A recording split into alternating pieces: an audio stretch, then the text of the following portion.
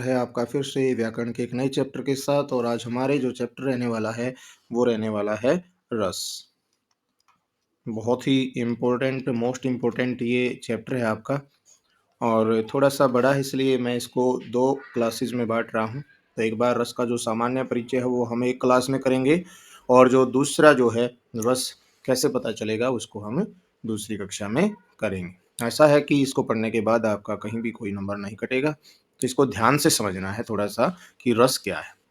रस का अगर हम शाब्दिक अर्थ निकालें, शाब्दिक अर्थ क्या है, तो रस आप सभी जानते हैं कि क्या होता है, आनंद। रस क्या होता है, आनंद। ठीक है, अगर इसकी हम परिभाषा दें तो आनंद, आनंद मतलब खुशी मिलती है, जिससे हमें मजा आता है किसी भी चीज को पढ़ने में। तो जिस काव्य को या कृति भी जोड़ सकते हैं, काव्य कृति का मतलब कविता को पढ़कर, जिस कविता को पढ़कर या सुनकर हमें जिस आनंद की अनुभूति होती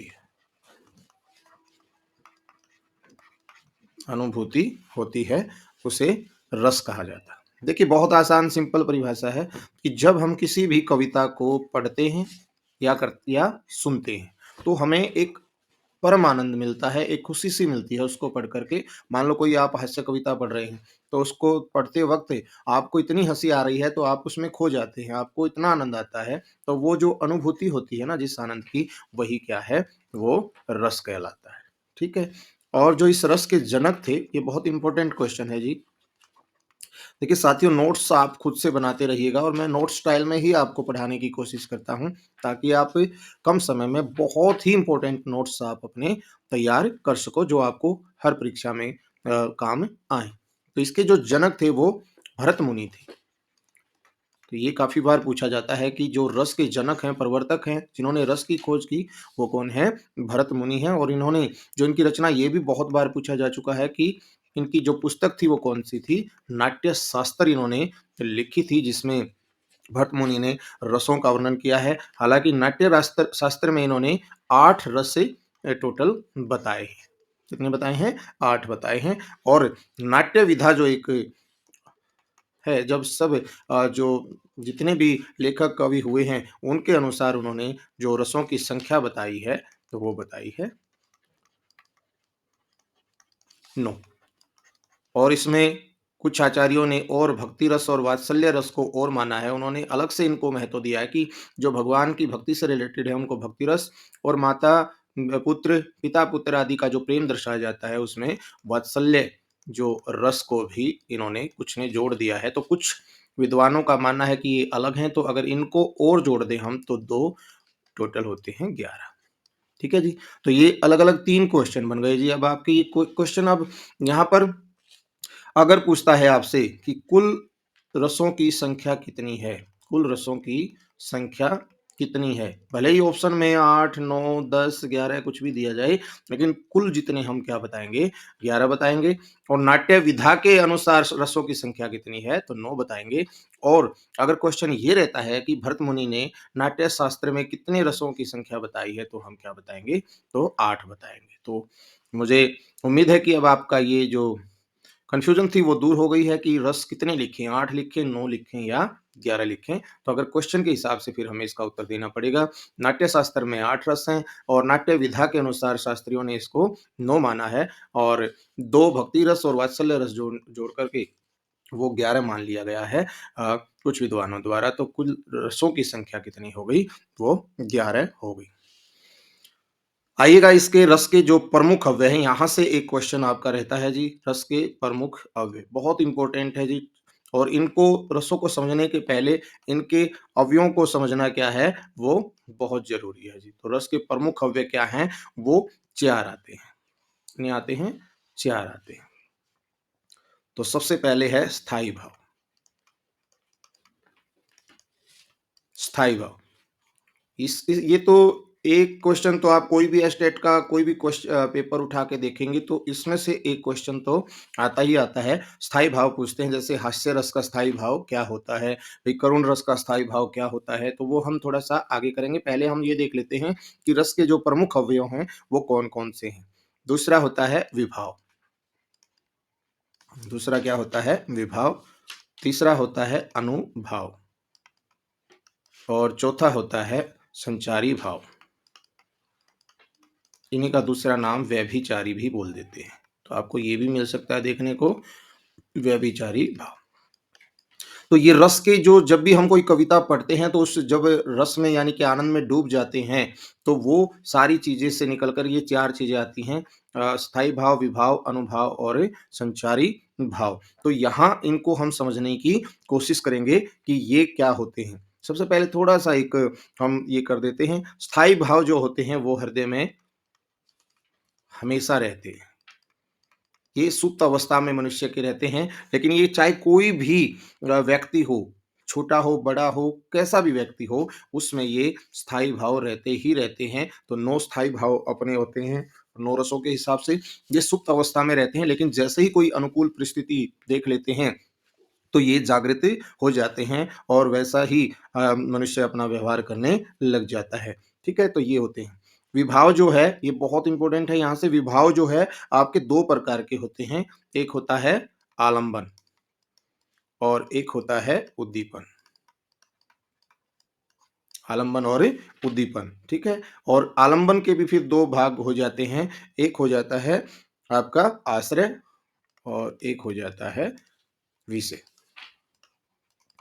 ठीक है? विभाव को आप ये समझ लीजिएगा भई, जिसमें वो स्थायी भाव जागे हैं, वो कोई न कोई एक व्यक्ति ये तो नायक तो रहा होगा और फिर जिस वस्तु को देख कर के वो आप में स्थायी भाव जागे हैं। मान लो आप कोई भई रामायण देख रहे हैं, आप उसमें हनुमान जी के पराक्रम को देख रहे हैं, तो यहाँ पर जो हनुमान जी हैं, उनके अंदर वो क्या है, भाव जगे हैं और जो हनुमान जी को देखकर जिस व्यक्ति में भाव जगे हैं और फिर उसमें जो वीरता का समावेश आया है वो, और फिर आस-पास की जो परिस्थितियाँ हैं, जो उसने रामायण को देखा है, स्टेज को देखा है, युद्ध को देखा है, तो वो सारी स्टेज जो हैं, वो विभाव में आती हैं। और फिर होता है अनुभाव, तो अनुभाव 4 प्रकार का होता है। कितने प्रकार का होता है? 4 प्रकार का होता है। तो ये होता है सात्विक और क्या है? कायिक, एक होता है मानसिक और एक होता है आहार्य। तो 4 प्रकार का क्या होता है? वो आपका सात्विक, कायिक, मानसिक और आहार्य होता है। देखिए जब हम कोई चीज़ देखते हैं, मान लो आप कहीं रास्ते से जा रहे हैं, ठीक है? तो रास्ते से जा रहे हैं तो आपको कहीं साँप दिखाई देगा एकदम से या शेर दिखाई देगा। ठीक है? तो समझने की कोशिश कीजिएगा, थोड़े से मुश्किल नज़र आ रहे होंगे लेकिन बहुत ही आसान है, जब आप एग्ज़ाम्पल के साथ करेंगे तो ये बहुत क्लियर हो जाएँगे।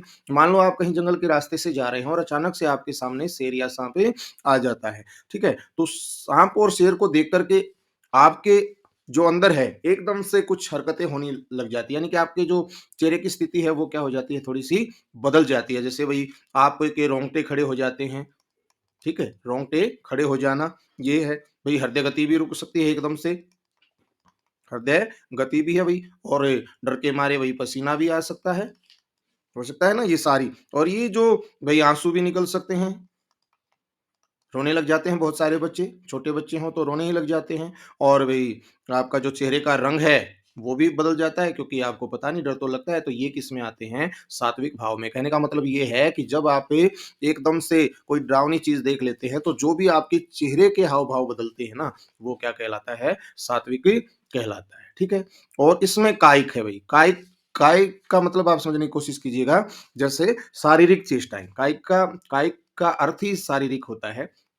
तो सॉरी, शारीरिक चेष्टाएँ, यानी कि शरीर से जो चेष्टाएँ आप करते हैं, वो क्या कहलाते हैं?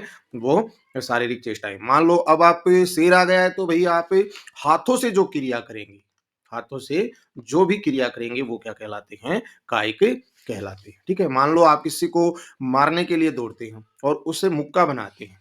मुक्का मारने के लिए आप मुक्के ये पोज़ीशन लेते हैं मुक्का मारने के लिए, तो ये मुक्का बनाना यानी कि हाथ उठाना ये आपकी क्या है, वो शरीर की चेष्टाएँ हैं, तो ये कायिक में आ जाता है। ठीक है, समझ गई?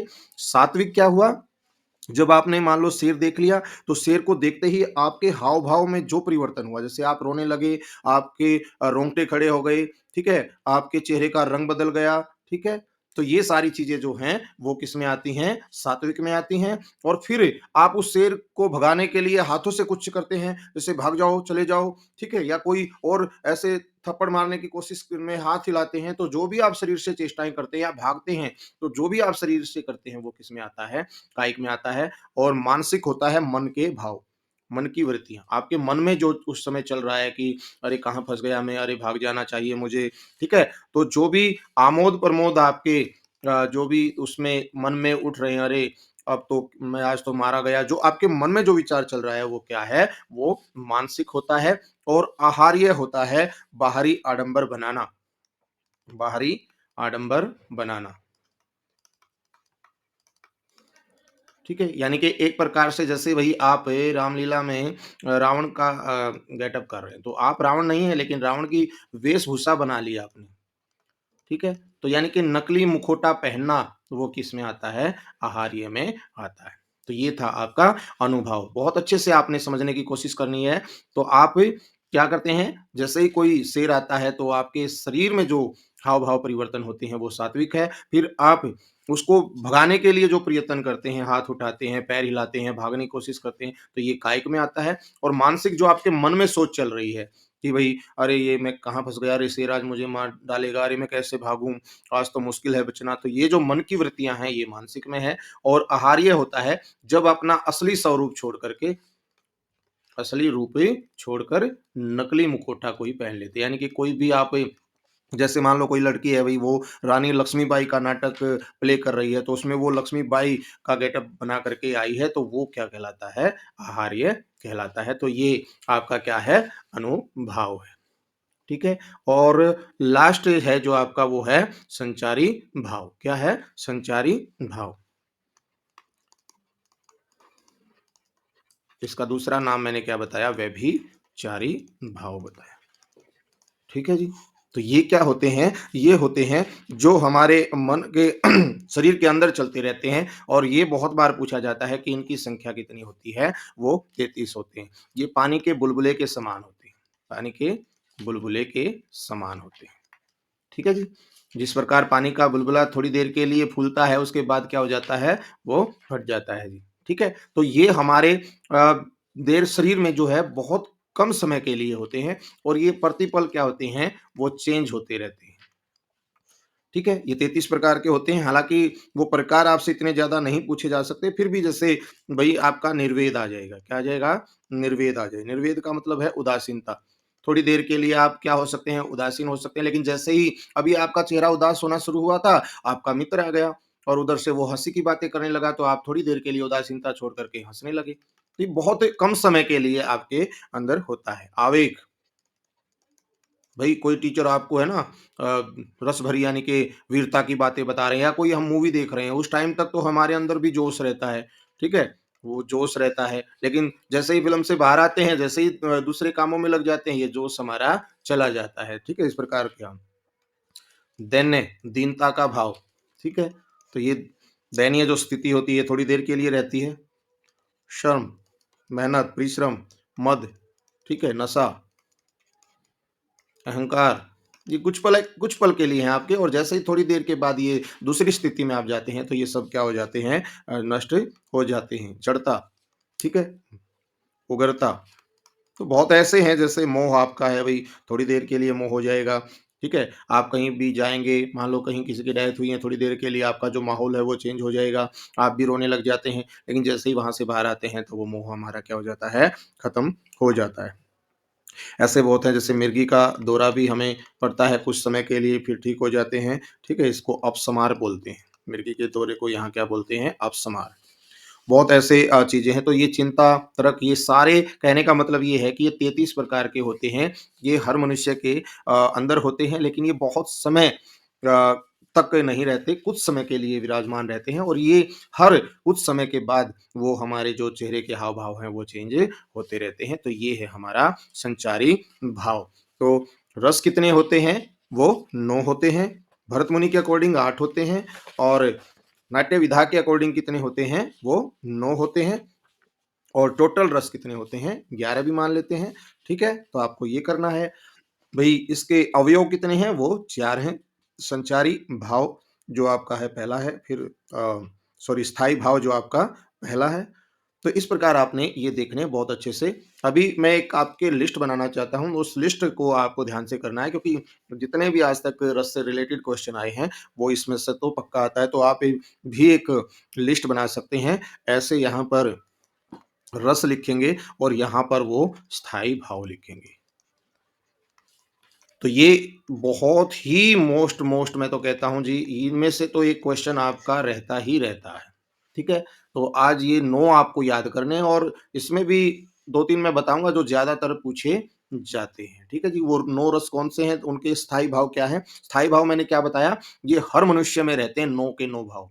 लेकिन जैसे ही आपको कोई सिचुएशन दिख जाती है, तो ये सोई हुई अवस्था में मनुष्य में रहते हैं और जैसे ही उनको अनुकूल परिस्थिति दिख जाती है, तो ये जाग जाते हैं जी, उठ जाते हैं और हम वैसा ही व्यवहार करने लग जाते हैं। तो सबसे जो पहले है, वो है श्रृंगार रस। क्या है जी? श्रृंगार रस। ठीक है जी? इसको ये सबसे इम्पोर्टेंट है जी, ये रसों का राजा कहा जाता है। रसों का राजा।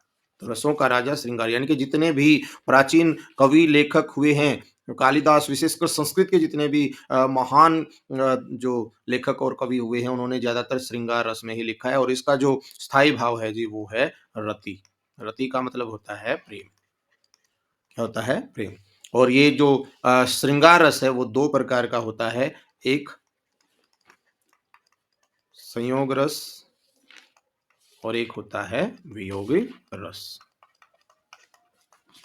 बहुत आसान है जी। जहाँ नायक और नायिका आमने-सामने रहते हैं, नायक, नायिका आमने-सामने होते हैं, मतलब पास रहते हैं, तो वहाँ संयोग रस की अनुभूति होती है और जहाँ इन दोनों का बिछो हो जाता है, यानी कि ये अलग हो जाते हैं, तो ये क्या है जी आपका वियोग रस है। ठीक है जी? तो ये आपका बहुत इम्पोर्टेंट है जी, सबसे ज़्यादा पूछा जाने वाला जो रस है, वो क्या है? वो श्रृंगार रस है। श्रृंगार रस का जो स्थायी भाव है, वो क्या है? वो प्रेम है। श्रृंगार रस 2 प्रकार का होता है, संयोग रस और संयोग श्रृंगार रस और वियोग श्रृंगार रस। तो जहाँ दोनों नायक-नायिका, प्रेम-प्रेमिका, प्रेमी-प्रेमिका जहाँ इकट्ठे हैं, बैठे हैं या कुछ भी वो संगीत गा रहे हैं, नाच रहे हैं, आमने-सामने हैं, तो संयोग श्रृंगार रस होता है और अगर वो भई दूर हैं एक-दूसरे से, तो वो वहाँ पर उनके बीच में वियोग हो जाता है, ठीक है? आइएगा दूसरा देखते हैं, तो दूसरा है हास्य रस। क्या है? हास्य रस है और इसका स्थायी भाव क्या है? हास, ठीक है? तो हास्य हमारे अंदर छिपा होता है, जैसे ही हम कोई हँसी की बात सुनते हैं या देखते हैं, तो ये हमारा जागरूक हो जाता है और हम भी हँसने लग जाते हैं, ठीक है? तीसरा है भयानक रस। ठीक है? तो इसका भय क्या है? वो होता है। तो भय की हम कोई भी जैसे एकदम से शेर आ गया तो हम डर जाते हैं, तो ये हमारे अंदर भी रहता है, तो लोग डर जाते हैं किसी न किसी चीज़ से लेकर। चौथा है शांत रस, ठीक है? तो इसका है इसको सम भी कई किताबों में मिल जाएगा और निर्वेद भी मिल जाएगा। शम मतलब शांति जहाँ पर हो। जैसे पहले के ऋषि-मुनि जितने भी होते थे, वो ऐसे एकांत स्थानों पर ईश्वर की आराधना करते थे, लिखते थे, तभी वेद पुराणों जैसी जो महान पुस्तकें हैं, भगवद गीता आदि जितनी भी हैं, वो शांति से जो लिखी गई हैं, बताई गई हैं, तो वो शांति रस होता है, जिसमें मोह की, विरह की आदि की भावना न रहे। और 5वें नंबर पे है आपका करुण रस। करुण रस।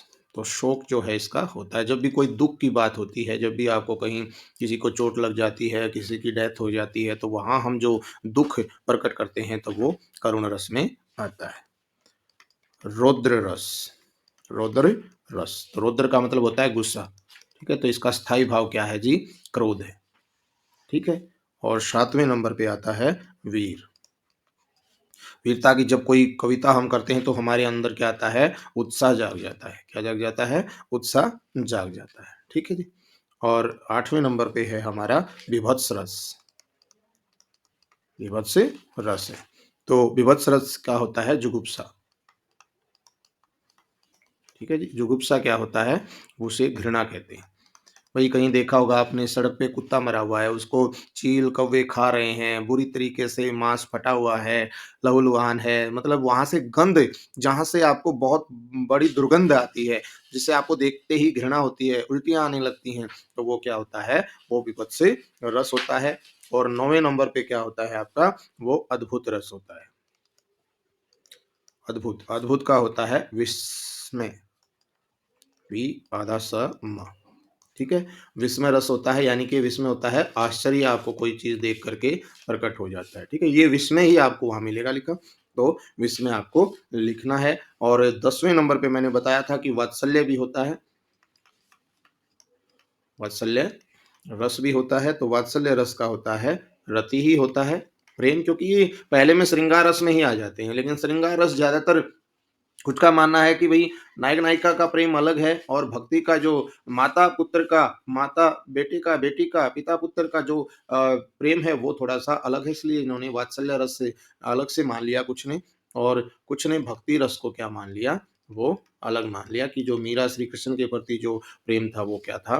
वो हालांकि रति है, लेकिन ये भक्ति विषयक है जी, भक्ति विषयक रति आपका मान लिया जाएगा। ठीक है? क्योंकि जो नायक नायिका के बीच में प्रेम होता है और जो एक भगवान और भक्त के बीच में जो प्रेम होता है, उन दोनों में थोड़ी-सी असमानता होती है, इसलिए कुछ इससे सहमत नहीं थे। हालाँकि है सभी का रति, लेकिन कुछ ने इनको क्या मान लिया? वो अलग से मान लिया। तो भई एक तो आपको बहुत ही, ये चौथा जो है वो इम्पोर्टेंट है आपके लिए, क्योंकि कई बार निर्वेद शब्द आपको पता नहीं चल पाता कि शांत रस का निर्वेद लिख देते हैं। अगर सम लिख दें तो आपको पता चल जाएगा कि शम तो श से शांत और श से शम होता है, तो इसलिए इसमें ज़्यादा नहीं। करुण रस का काफ़ी, जितने भी ये थोड़े से अलग दिख रहे हैं ना, जैसे वीर का उत्साह, ये जोश, ये भी पता चल जाएगा। जैसे विभत्स का पूछ लेते हैं, तो जुगुप्सा थोड़ा-सा अलग है, तो इसलिए ज़्यादातर इनके, और श्रृंगार का तो भई बहुत ही बार कितने ही पीआरटी और स्टेट वगैरह में आपका पूछा जा चुका है, तो ये तो बहुत ही इम्पोर्टेंट है। तो ये 11 जो स्थायी भाव हैं, आपको याद करने ही करने हैं, अगर आपको रस से संबंधित कुछ अलग करना है तो। नंबर लेने हैं, कहीं कटने नहीं देने हैं। ठीक है? तो आइए थोड़ा-सा एक बार हम इनको विस्तार से समझ लेते हैं कि स्थायी भाव जो अभी आपने किया है, मैंने बता भी दिया हालाँकि, फिर भी कर लेते हैं कि जो भाव हमारे मन में स्थायी रूप से रहते हैं। ठीक है? लेकिन अनुकूल परिस्थिति देखने पर, अनुकूल परिस्थिति देखकर ये जागृत भाव में आ जाते हैं, आ जाते हैं। ठीक है? ये हर एक व्यक्ति में होते हैं। ये 9 प्रकार के होते हैं, वो मैंने अभी बताए हैं कि वो जो शांत भाव, जो स्थायी भाव आपने लिखा है, रति, हास, भय, निर्वेद, शोक, क्रोध, उत्साह, घृणा, आश्चर्य, प्रेम आदि, ये सब 9 भाव हमारे अंदर होते हैं, लेकिन ये सुप्त अवस्था में होते हैं। जैसे ही सिचुएशन हमें मिल जाती है, हम उसी के अकॉर्डिंग व्यवहार करने लग जाते हैं। ठीक है? दूसरे नंबर पे क्या था आपका? विभाव। क्या था जी? विभाव। ठीक है? विभाव क्या होता है भई? भावों को जागृत अवस्था में लाने वाले कारक, सामग्री या हाव भाव, या हाव भाव क्या कहलाते हैं? आलम्बन कहलाते हैं। ठीक है जी? जिसके 2 भेद मैंने आपको बताए थे कि 2 प्रकार की स्थिति होती हैं, एक होती हैं आश्रय और एक क्या होते हैं? विषय। ठीक है जी? आलम्बन, और अभी मैंने आपको बताया था कि जो 2 प्रकार के जो हैं वो आपके क्या हैं? वो आलम्बन और उद्दीपन हैं। तो ये किस में आते हैं? ये आलम्बन में आते हैं, और ये विषय जो है वो किस में आता है? उद्दीपन में आता है। और आलम्बन एक वो व्यक्ति होता है जिसमें वो भाव जागृत होते हैं। ठीक है? और एक होता है उद्दीपन, जिस आस-पास के वातावरण को देख कर के जो भाव हमारे मन में उत्पन्न होते हैं, तो वो क्या होते हैं? वो होते हैं। ठीक है? तो एक आश्रय को आप जिस व्यक्ति के हृदय में स्थायी भाव आते हैं, जिस व्यक्ति के हृदय में स्थायी भाव आते हैं, ठीक है? और जिस वस्तु के कारण जिस वस्तु के कारण जिस वस्तु के कारण हृदय में स्थायी भाव जागृत होते हैं। हृदय में स्थायी भाव जागृत होते हैं। जिस वस्तु के कारण हृदय में स्थायी भाव जागृत होते हैं। ठीक है जी, यहाँ दो हो गए। जैसे एक एग्जाम्पल हम कर लेते हैं। मान लीजिए राम सीता की जोड़ी को देखकर जो भाव उत्पन्न होते हैं। ठीक है, राम सीता की जोड़ी को देखकर जो भाव उत्पन्न होते हैं। ठीक है जी, अब राम सीता हमारे क्या हैं जी, वो आलम्बन होते हैं। ठीक है, उनको देख करके और जो भाव जागृत होंगे, वो जो विषय होंगे वहां पर जहां से उन्होंने देखा है, ठीक है, वो सारी। जैसे भाई एक प्रेमी प्रेमिका को देख लेता है तो उसके मन में जो भाव जागृत होते हैं, ठीक है, तो वो प्रेमी और प्रेमिका क्या है हमारे, जैसे प्रेमी हमारा क्या हो जाएगा कि कोई प्रेमी है, अगर वो अपनी प्रेमिका को देख लेता है तो वो क्या हो जाएगा, अपना वो आश्रय यानी कि आलम्बन हो जाएगा। ठीक है, और जिस चीज को देख कर के भाव, प्रेमिका को देखकर उन्होंने जो भाव उत्पन्न हुए हैं, वो क्या है आपकी, वो उद्दीपन में आ जाएगा। ठीक है, ये आपका रहेगा विभाव। और तीसरे नंबर पे था आपका, वो था, ठीक है, और तीसरे नंबर पे है जो आपका, हाँ, ये तो आलम्बन था। और दूसरे इसमें जो उद्दीपन है, इसको और देख लेते हैं। तो जो आश्रय के मन में, जो आश्रय के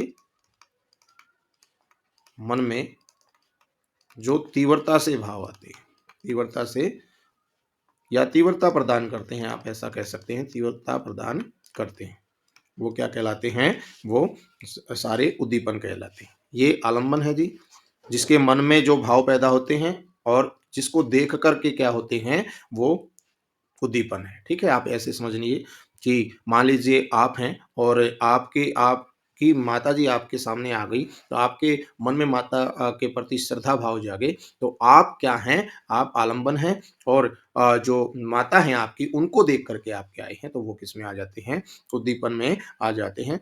और अब ये क्या होता है, तो उद्दीपन में कि और क्या-क्या आ सकते हैं, तो उद्दीपन में आपके जो तीव्रता प्रदान करते हैं, ठीक है? जैसे नायक-नायिका का मिलन हुआ, तो उनके द्वारा प्रदर्शित जो हाव-भाव हैं, संवाद हैं, जैसे नायिका भई श्रृंगार करती है, ठीक है? भई आस-पास के जो बाग-बगीचे हैं, नदी, पर्वतें बह रही हैं, ठीक है? निर्मल जल है, ठंडी-ठंडी फुहारें चल रही हैं, ठीक है? तो ये सारे क्या हैं, उद्दीपन में आते हैं, जिनको देख कर के वो जो भावनाएँ हैं, जो आलंबन के विषय में, आश्रय के विषय में बार-बार जगती रहती हैं, तेज होती हैं, ठीक है?